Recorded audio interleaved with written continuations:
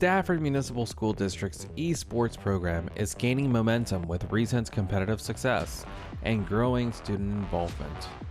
We spoke with the coaching staff to learn more about the program's impact and what it means for students across the district.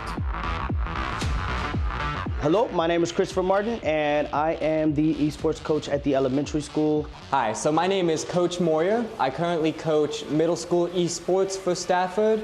Hi, my name is Coach Holland, and I've been with the program since day one, helped Coach Barry start the program. Hi everyone, my name is Colt Berry. I'm the director here of esports for Stafford Municipal School District, as well as the high school head coach. I've been here for 3 years now, and the program started 3 years ago, but I've been in the esports industry for about going on 10 years now.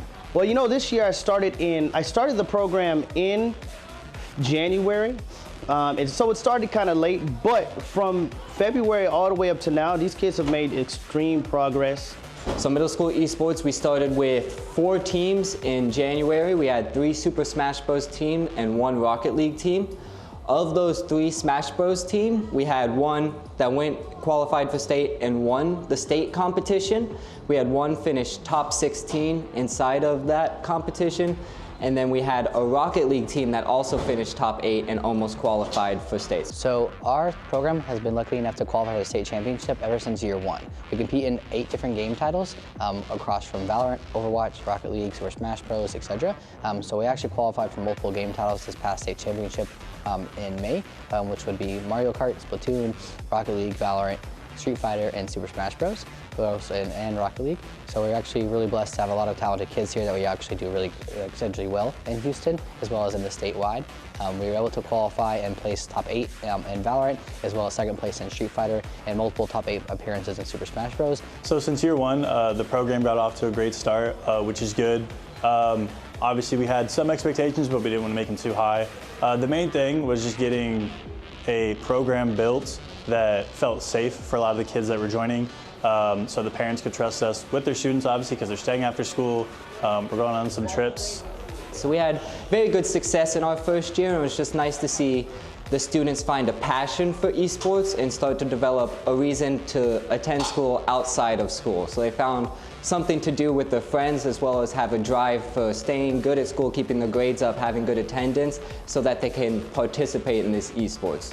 So keeping them academically engaged, as well as attendance, making sure students are showing up on time, making sure they're showing up to school. If they're missing the day of the games or missing days of practice, they don't get to compete. So being able to respect yourselves and be able to respect others around you, knowing people are watching at all times, so that we build these life skills into them of attendance, GPA, and then respect from day 1, and then that builds into their characters throughout the school and how they act in other classes and in their other sports and their other athletics to make sure that they're staying engaged and staying active.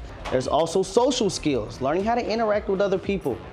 This is something, it's a core necessity for elementary students as they get older, as they go into the next stage of life, into the middle school area, into high school, et cetera, et cetera. And recently, obviously in this year with the year wrapping up with state and everything like that, it was a great opportunity for a lot of our seniors to have their kind of final event. So that was really good. There was a lot of moments kind of just that felt like a good last hurrah for a lot of them.